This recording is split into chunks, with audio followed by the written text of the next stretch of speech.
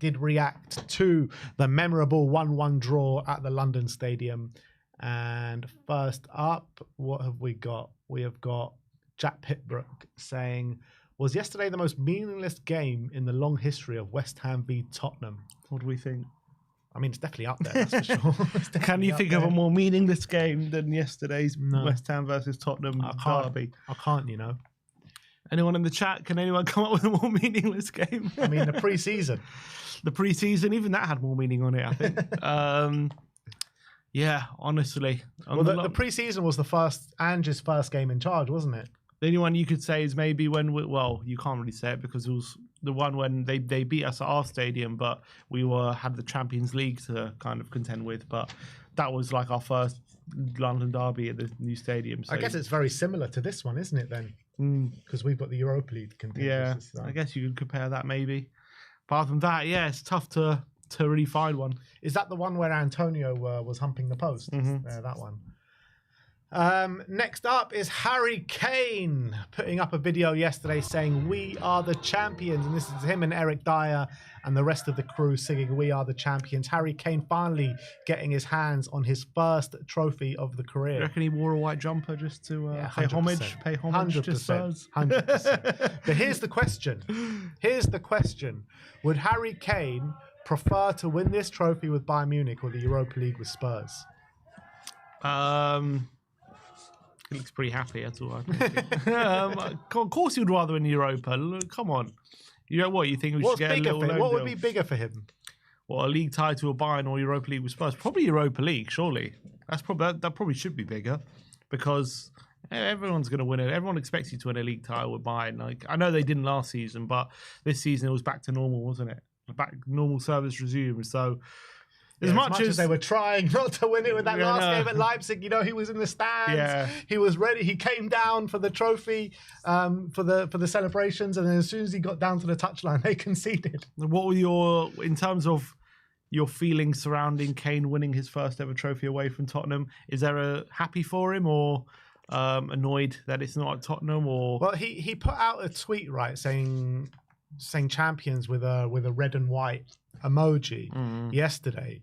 Because obviously those are the Bayern colours, and Ashley goes to me in the car as we were on the way to the thing last night, being like, "Oh, that must kill you," and I'm like, "Nah, not at all. I'm so happy for the guy.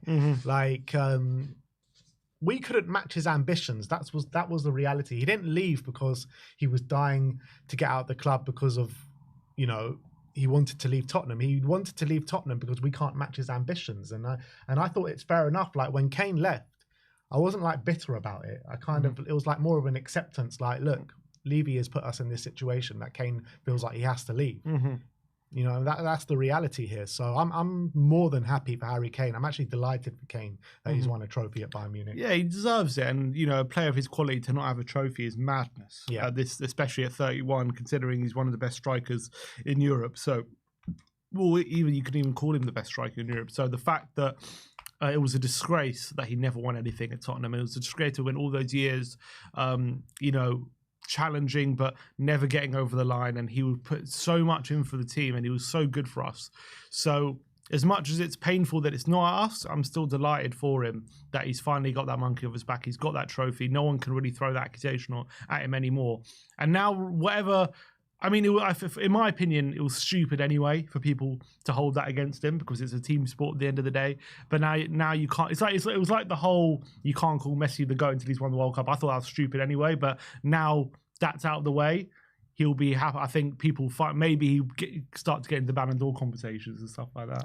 Yeah, that's why I really wanted Bayern to go and win the Champions League this year. So, because if Bayern won the Champions League this year with the amount of goals Harry Kane has scored, he would be up there for the Ballon d'Or for sure. But you're not winning the Ballon d'Or just by winning a Bundesliga. No, for sure. But hopefully he'll, you know, he'll start getting more respect, the respect he deserves. Yeah, for sure. And, you know, Eric Dyer also won. I felt like, to be honest, I felt ever since he's left Tottenham, he's starting to get it anyway. Just the fact that he's at Bayern rather than Tottenham, he's starting to get a bit more respect. I feel that. But now he's got that trophy. I'm delighted for him. Eric Dyer as well, winning that trophy, winning the Bundesliga. And he's actually been really important for them in the last week or so. He has. And I've been seeing on social media, Bayern fans, quite upset that Dyer's leaving. They've been loving him over these last couple of years. He's going to Monaco, which I think has been a confirmed deal next season. He's got 3 goals in his last 4 games. Yeah, I know. So, look, big up to Eric Dyer as well. Fair play to him, fair play. Next up is Harry Kane just put out a tweet with a trophy emblem. You should have done the ear cup as well. Missing him out. But fair play, I think with all the shit he's taken, you should stick it back to a few of these fans. Yeah, 100%. No context. Tottenham putting out this meme with Harry Kane. That was the goal at Brighton when he kicked the bottle of Coke, but now he's kicking Tottenham's trophy cabinet. But it's just the way things work out, right? Harry Kane winning his first trophy in a year that Spurs could potentially break their trophy duck as well. I know, that'd be quite fun if we do it. Maybe it's written in the stars, Kane winning the first trophy, then maybe Son and Tottenham will as well. Yeah. Tottenham independent transfer stories say that couldn't be happier to see our beloved former players and talisman celebrate their first trophy of their careers. Do you reckon with Eric Dyer, we did overstate how bad maybe he is? Because the way we kind of treated him as a fan base was quite disgraceful. I mean, how many times have we done it though? Like Trippier, we did it for him, and he was brilliant when he left us. Won the league with Atletico. Was brilliant with Newcastle. Like every player that we seem to think is trash and hound out the club turned out to not be so bad. Yeah, basically, a lot of the time. So look, maybe we probably did overegg it a bit with Dyer. I think it's fair to say the fact that he's gone to Bayern and been perfectly fine, and he's been quite good actually in some instances. I mean, I think there's a reason he is leaving, because I think they know they could do better. But he's been a lot better than he was at Tottenham, that's for sure. Definitely wasn't right for Ange, I think, overall. But under Conte, he did really well. Yeah, I think it was I would say it's mixed. I would say the first 6 months he was brilliant. Yeah. He was unbelievable. And then for the next year, not just him, I think a lot of the team, but it was, bit up and down, some really good performances and some not so good performances. Obviously under Jose wasn't particularly good. Yeah. But obviously under Poch was brilliant up until he had some injury problems, and then he had that stomach problem or something which held him back a bit.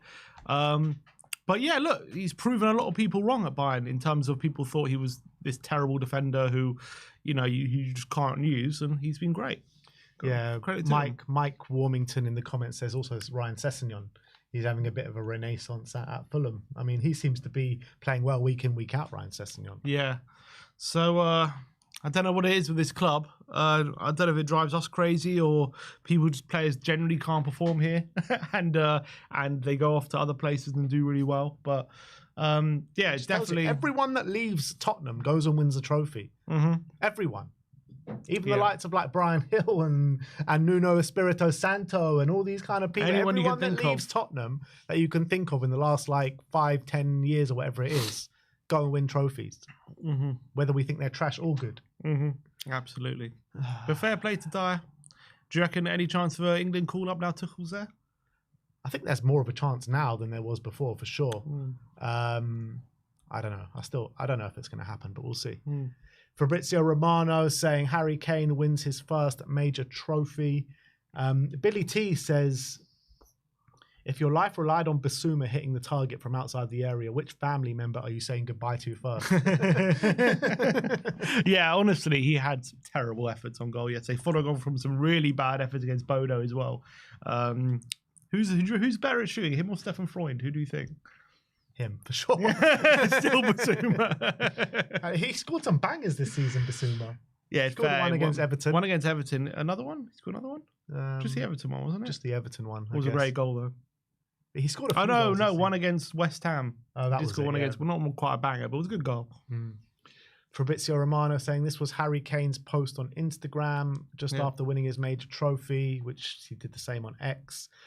Spurs Global saying Stoke fans clearly loved Ashley Phillips as they're saying 10 more years, Ashley Phillips, following their survival from the Championship. Fair play. And big up to Ashley, who's apparently been on great form recently.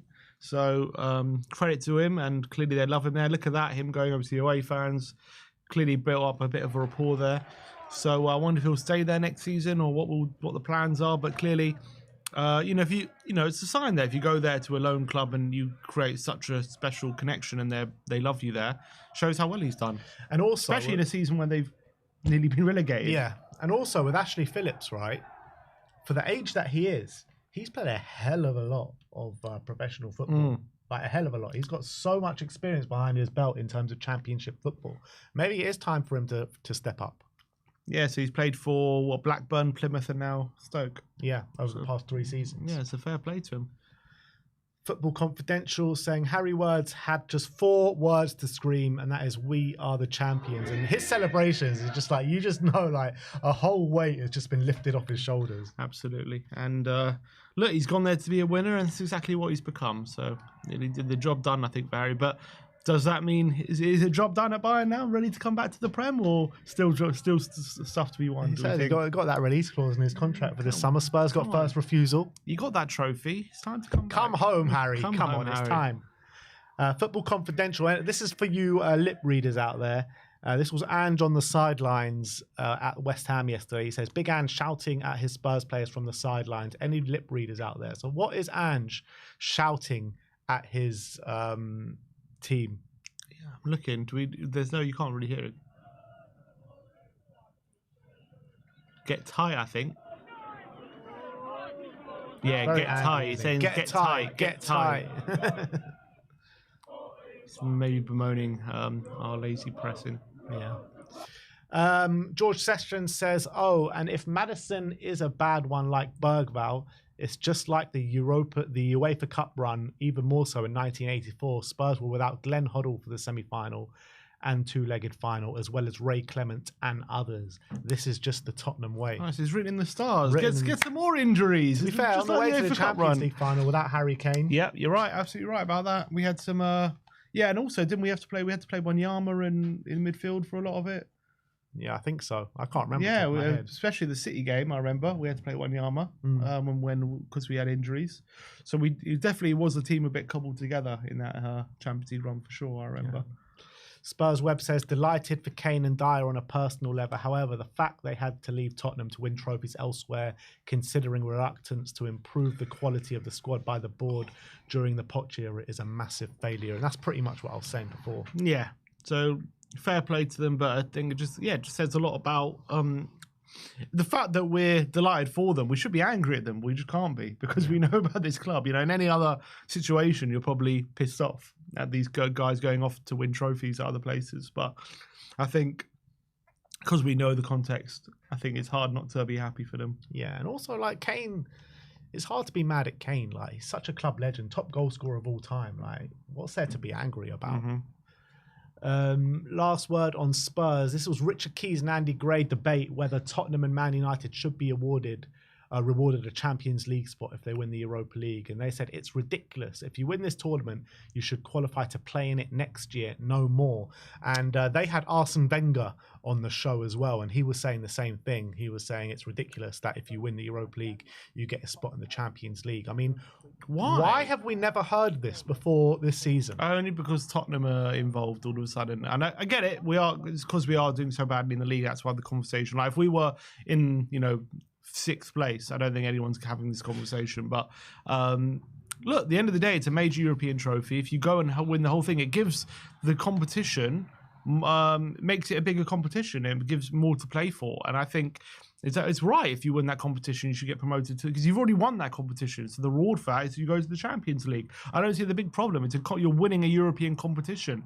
Like, if you win the Conference League, what's the point of just going back in it? You've won it. So your reward for winning it is you go into the Europa League, you go up a division. So I think it should be that way. And I'm seeing as well, like, the Arsenal fan base, ever since they lost to PSG in the first leg, are non-stop with this. They're literally non-stop with it. They keep saying, like, how can Tottenham or Manchester United go to the Champions League if they win the Europa League? I don't know what it is. Is it they're bitter because they feel like they're not going to win the Champions League anymore? Like, they're just non-stop with this kind of debate, saying there should, like, it's an absolute disgrace that Spurs or Man United can be playing Champions League football next season if they finish 15th or 16th in the league. If you win the Europa League, you deserve it. It's not, whatever you want to say about the competition. I know there's no Champions League dropouts, but it's still not an easy competition to win. There are some good teams in there. You have to be decent you have to be a pretty good team to win it. Look, the reality is that the Europa League this year is not as hard as winning the Europa League in previous years because there's no Champions League dropouts. That is true, and that is the reality. Doesn't mean it's easy, I think that's more of a flaw maybe with the way these tournaments are set up now. And I said to you a few weeks ago, like, the way to... There's a big conversation, right? There's too much football being played right now, and they added 2 more games into the European competition with the new setup. And I do genuinely believe the way to counteract that is to make the tournament smaller and to increase the quality in both the Conference League and the Europa League. And that would be, 1 and 2 in the Champions League, 3 and 4 in the Europa League, and 5 and 6 in the Conference League. And that will up the quality of both those competitions. And also, on top of that, less football. That's fine, but I'm just saying and maybe that would be a good way of setting up. But I'm just saying, you look at the teams in this tournament. Yes, there's some not very good teams, but there's also some very good teams. Bilbao are a very good team. They're 4th in La Liga. You got Frankfurt 3rd in the Bundesliga. Lazio for a lot of the season were in the top 5 of Serie A. I think they dropped out now, but obviously they finished in the top 5 to get here. So like. It's not like it's just rubbish teams. There are some very good teams that you have to beat to win this tournament. I heard Robbie say if Bodo were in the Premier League, they'd be relegated. That's rubbish. I think it's absolute nonsense. He's just ignorant at that point. He doesn't know about what the team they are. He just looks at where they are. He looks at where they play and how big their stadium is, and he's basically got this. He's got this kind of superiority complex of, look how rubbish they are, look where they play. He has no idea about them. He's saying basically if Ipswich, Southampton or Leicester, he thinks they can go and beat Lazio over 2 legs. He thinks they can go and beat Roma, and he thinks all this kind of stuff. Like, he doesn't know about their home form. He doesn't know about what a team they are. So Bodo are a very good team. They've proven it in Europe over many years. This isn't a fluke season. Over many years, they've been in Europe and done quite well and gotten big results. So look, I'm not sitting here saying they'll be challenging for Europe in the Premier League. They probably wouldn't be, but they will not be relegated. No chance. They'll be like a mid-table side, in my opinion, for sure. They'll finish above where Spurs finished this year. That's probably. Sure. Yeah. Arsenal probably lose in Bodo if they played there. I think they played there a few years ago. They won. They won. Oh, I got lucky. They got lucky. I think they battered them actually. But look, I think this whole narrative is such garbage. It really is. Like, as soon as Spurs are close to doing anything, then all the Gooners come out the woodworks and start talking, it's an absolute disgrace. It's an absolute disgrace. And also, Arsenal went out to Olympiacos in the Europa League. It's not like they got beaten by, like, the best teams. Yeah. It's not like it's only because they only lost because they were Champions League dropouts. No. And I guarantee you, when they were in the Europa League final and we were in the Champions League final and they were finishing God knows where that season, I don't even know where they finished that season, they were saying, of course we deserve it. We deserve it. We're going to win the Europa League. Like, of course we deserve Champions League football. Of course this conversation wouldn't have been had. It's just bitterness, and it comes from the fact that we might extend our European trophies over them. Yeah, exactly. Next up, we have... THCC report this picture of Ange Postecoglou and Emerson Palmieri yesterday. I mean, how do these guys even know each other? I was about to say, where is this relationship come from? No idea. It looks like a pretty close relationship. You have Celtic, Emerson? No. I don't think Maybe so. He played for one of his... what's his career been? Has he played anywhere? Emerson, I think he's only played in like Italy before this, hasn't he? I don't know. I don't know his whole career. Santos, Palmero, Roma, Chelsea, Lyon, West Ham. There's nothing that he would never have crossed paths with Ange in any of these. Well, for some reason or another, they seem very close. There's like a father and a son there. It really is. It's just like, I don't get where this relationship comes from. No idea. Maybe we tried to sign him or something. I don't know. I don't know. And last but not least, it's just a nice little hug there to leave you on with Eric Dyer and Harry Kane. The Tottenham curse is over. And there's a cake there. I wonder if it says there's a trophy or something. Yeah, probably. I know. I think it's, if I zoom in on that cake, I think it's the circle the shield. Yeah. Shield, I think. That's what it looks like to me. Nice little cake. Well, congratulations to Harry and Eric. Fair play. Big up to these boys. And that is that from us today, I guess. We'll be back tomorrow with a panel show.